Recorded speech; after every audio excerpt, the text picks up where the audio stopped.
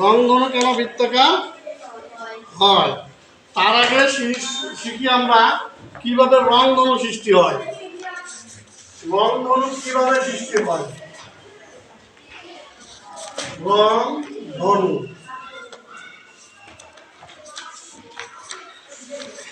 কিভাবে সৃষ্টি হয়?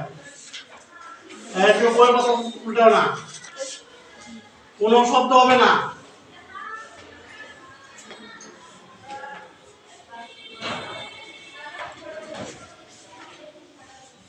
কিভাবে সৃষ্টি হয় খেয়াল করো, আমি বলতেছি তোমাদেরকে।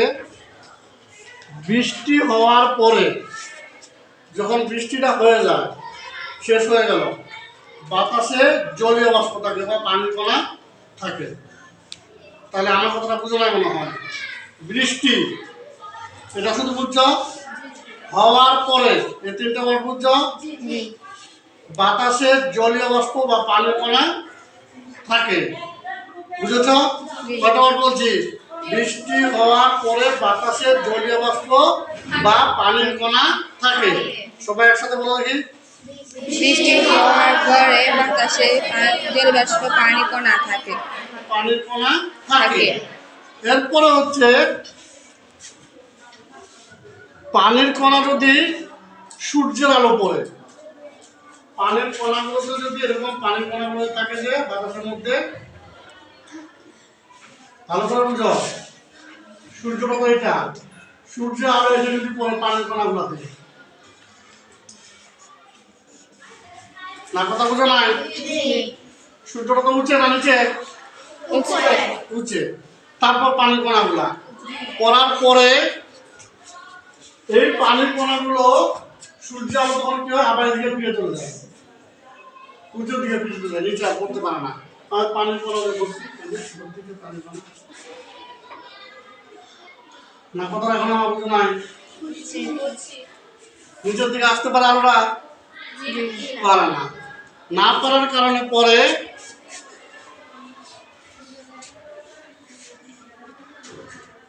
কিছু আলো আবার তখন এই সূর্যের আলোগুলো ভাগ হয়ে যায় এরকম, এটা একটা ভাগ হয়, এটা একটা ভাগ হয়, এটা একটা ভাগ হয়, এটা একটা ভাগ হয়, এটা একটা ভাগ হয়, এটা একটা ভাগ হয়। আবার তো পানির কণা আছে, আছে না?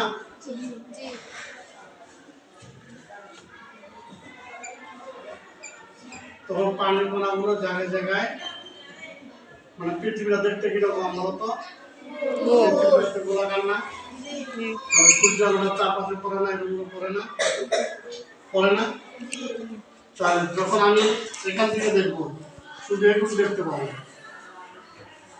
যেখানে একটা রংধনু উঠেছে। না কথা বুঝো নাই?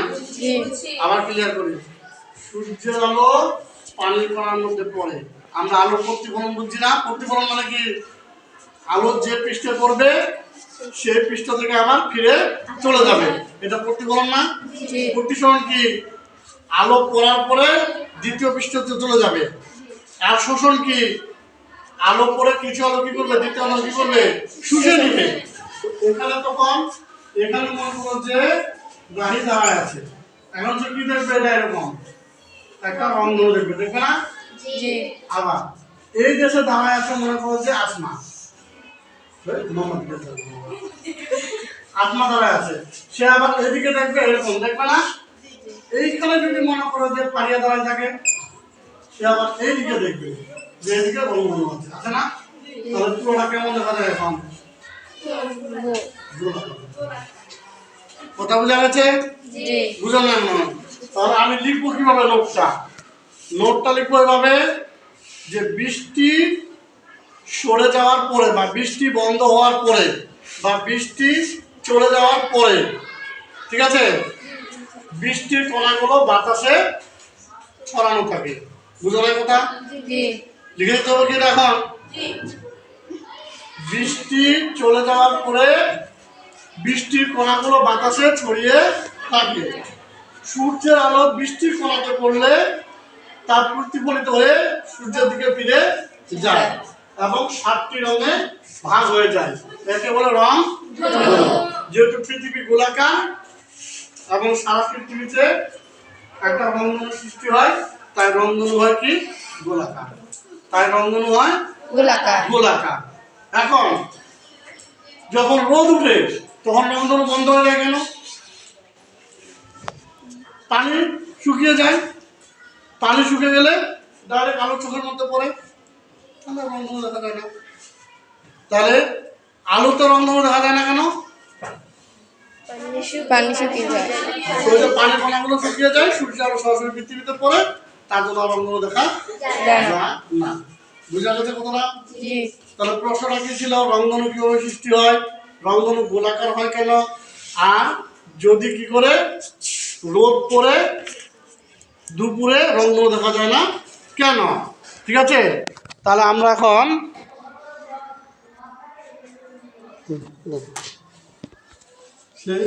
সেই আলো প্রতিফলিত হয়ে আলো পড়লে সেই আলো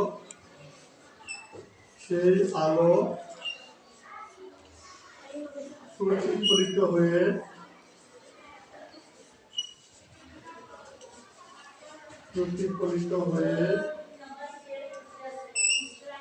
সাতটি রঙে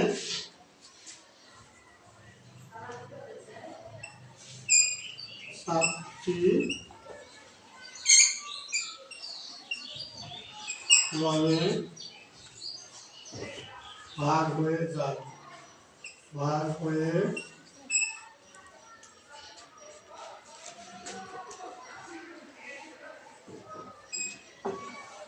আমাদের চোখে পড়ে, আমাদের চোখে পড়ে, একে রংধনু বলে, একে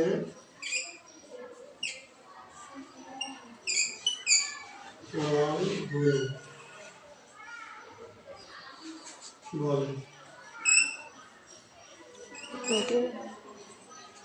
পৃথিবী গোলাকার হওয়ায়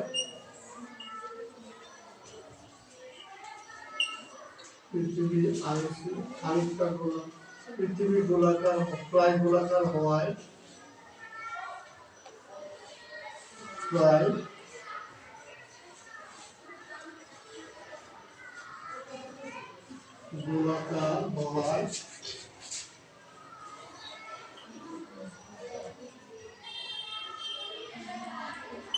রংধনুকে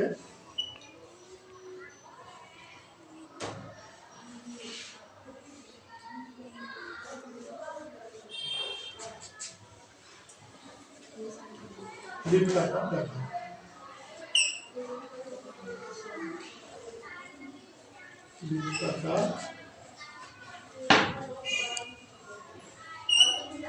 দেখায়।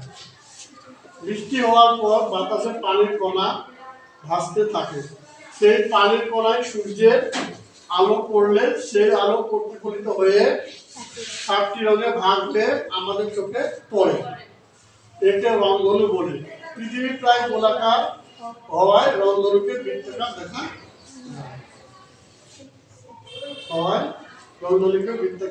দেখায়। বুঝেছ?